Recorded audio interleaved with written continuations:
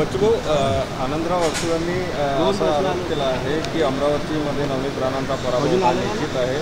नवनीत राणाकडून फक्त 5 वर्ष नौटंकी झाली, त्यामुळे त्या जिंकणार नाही. वाटतं त्यात काही नवल नाही आहे. हा गेल्या 5-6 महिन्यातले हे आरोप आहे आणि ते आता निकाल लागायच्या अगोदर बोलले. मला वाटते त्यांचं म्हणणं खरं ठरव, दुसरं काय. परळीमध्ये बूथ कॅप्चरिंग केल्याच्या आरोपाचा व्हिडिओ आयोगाकडे सादर करण्यात आला. शरद पवार गटाकडून बूथ कॅप्चरिंगचा व्हिडिओ सादर करण्यात आलेला. काय वाटतं या सगळ्या याच्यामध्ये, आणि मागणी होत आहे की आता याची चौकशी करावी? म्हणजे लोकशाहीमध्ये खरं तर लोकांचा विश्वास सरकारप्रती, देशाप्रती कायम राहण्यासाठी ही निवडणूक असते. आणि मग त्या निवडणुकीमध्ये ही अतिशय स्पष्ट आणि तेवढंच मला वाटते निस्वार्थपणे आणि निपक्षपणे ह्या निवडणुका झाल्या पाहिजे.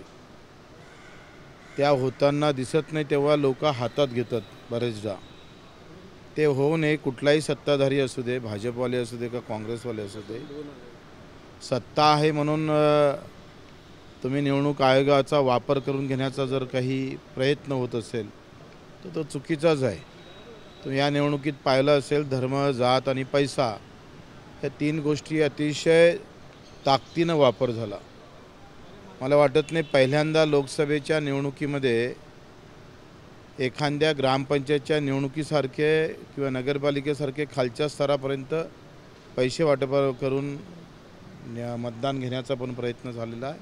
हा निश्चितच लोकशाहीसाठी येत्या काळामध्ये तो घातक ठरणार आहे. लोकसभा निवडणुकीमध्ये 29 मंत्र्याच्या मतदारसंघापैकी जवळपास 10 मंत्र्याच्या मतदारसंघामध्ये मतदान जे आहे ते भेटले आहे. म्हणजे मुख्यमंत्री देवेंद्र फडणवीस आणि अजित पवार यांच्या मतदारसंघात काय करणार? आता लोकांच्या याच्याबद्दलची निराशाच असू शकते.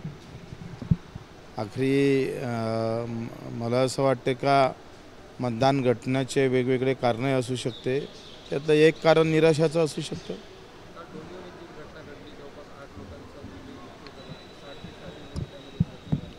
दरवर्षी ह्या घटना घडतात आणि त्याच्यात काही कोणी उद्योगपती, अधिकारी कधीच मरताना मी पाहिले नाही.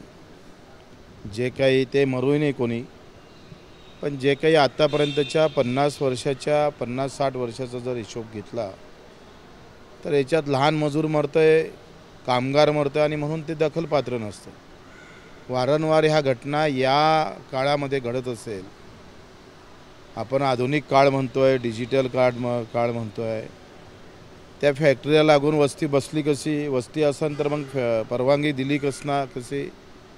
तुम्ही जर इथून उत्तम कालव्याचं जर उदाहरण पाहिलं वर्धेचं, तर दर 2 वर्षानंतर 4-5 लोक मरतात तिथे कामगार. आणि नागपूर आणि इथं मंत्रिमंडळाचा वर्चस्व असताना सुद्धा उत्तम कालव्यावर त्याचा प्रभाव नाही आहे. हे असंच आहे. करप्शन एवढं वाढलं का मरण्याची भय किंवा त्याची भीती काही कोणाला राहिली नाही. मरणारा गरीब आहे, कामगार आहे, आणि म्हणून त्याच्याकडे पाहण्याचा दृष्टिकोन सरकारचा, अधिकाऱ्याचा आणि नेत्यांचा बदललेला आहे.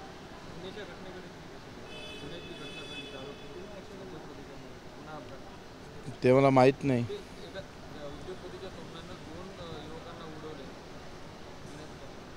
ते आता पैसा मस्ती जे आहे, घरात एवढा पैसा झाला का रस्त्यावर मस्ती येणारच आहे. आणि अशा अपघातामध्ये मला असं वाटतं का अपघातामध्ये काही बदल होणं, अशा पद्धतीनं अंधाधुंद आपण जर पाहिलं का तुम्ही जे वाईट होताना जर दिसत असेल, मग तुम्ही काही डान्स बारसारखे असेल, तुमच्या इकडे फॉर्म वगैरे काय असतात सगळं, या सगळ्या याच्यात तुम्ही जर आज जाणारा वर्ग जर पाहिला तर प्रचंड पैसा असणारा वर्ग आहे. आणि हे शौकीन लोकांनी प्रचंड पैशाच्या माध्यमातून माणुसकी विसरलेले लोक आहे. त्याचे परिणाम भोगावं लागते थोडे. त्याच्यावर कुठेतरी बंधन यायला पाहिजे असं वाटतं. कसं बंधन येणार आहे? बंधन याचं कारणच नाही. कारण अधिकारी आणि नेत्यांना त्याचं काही पडलेलं नाही आहे. धर्म आणि जाती आणि पैशाच्या ताकदीवर जर लोकशाही नमवल्या जात असेल, मतं खेचून घेतल्या जाण्याचा प्रयत्न होत असेल, तर सामान्य माणसाच्या जीवनाला त्याच्या मरणाला काही अर्थ नाही आहे. आता तुम्हीच कॅमेरामॅनवाल्याला भेटणारा पगार आणि तुमच्याच न्यूज चॅनलमध्ये AC मध्ये बसणाऱ्या लोकांना पगार किती आहे, साधी तफावत आहे. आणि मग हे असंच आहे या देशामध्ये, ज्याचे श्रम कमी त्याला पगार जास्त, ज्याचे श्रम कमी त्याला पगार जास्त आहे, श्रम जास्त ज्याले आहे त्याला पगार कमी आहे. हे तुमच्यापासूनच सुरुवात करा ना. तुम्ही आता ताडकडं तिथं बसले असणार, म्हणजे खरी पेरणी तुमची आहे, पण कंस कापणारे जे काही अंदर बसलेले आहेत तिकडे तुमचे चॅनलमध्ये, त्यांना पगार जास्त आहे, त्यांना सुविधा जास्त आहे. असंच आहे, स्किल तो यहाँ भी है वहाँ भी है, मग पगार सारखा काऊन नाही. माजी मंत्री सुबोध सावजी यांनी निवडणूक आयोगाला एक पत्र लिहिले. त्यांनी पत्रामध्ये थेट धमकी दिली आहे की ईव्हीएममध्ये जर काही घोळ जर असेल तर निवडणूक आयुक्ताचं मी मर्डर करेन. माजी मंत्री सुबोध सावजी. संताप आहे, वाजवी पण आहे. असं होऊ नये, पण अशी येण्याची वेळ कोणी आणू पण नाही. कारण कोणाला आखरी आम्ही ज्या दिवशी आमचं मैदान नाकारलं तेव्हा आमच्या डोक्यात त्या कल्पना येतच होत्या का पोलिसच जर पार्टीसारखा वागायला लागतं तर मग आखरी हताश होऊन हे शब्द येतात. त्यांच्या डोक्यात हे कल्पना का आली, का शब्द आले, याचंही खरं तर तपासणी व्हायला पाहिजे. का अशी निराशा येते, विश्वास नाही, न्यायालयावर विश्वास नाही. न्यायालय तर खंडार झाले अर्धे अधिक. बच्चू, आपल्या महाराष्ट्रातल्या सगळे टप्पे पार झालेले आहे, एकंदर निवडणुका झालेल्या आहे, बरंच राजकारण झालं, बऱ्याच एकमेकांवर आरोप प्रत्यारोप झाले. तुम्ही कसं बघताय एकंदर महाराष्ट्राची स्थिती या लोकसभेच्या दृष्टिकोनातून? मला असं, मी काही पूर्ण अभ्यास केला नाही. काय असेल ते 4-5 तारखेला समजणारच आहे.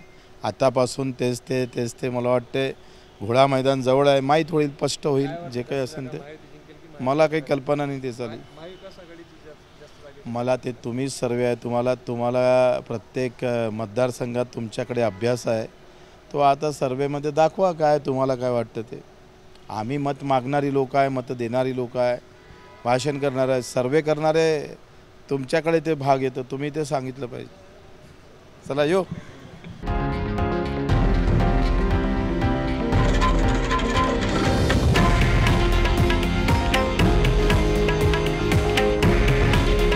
हे आहे देशातील नंबर 1 न्यूज नेटवर्क आणि आपण पाहत आहात TV9 मराठी.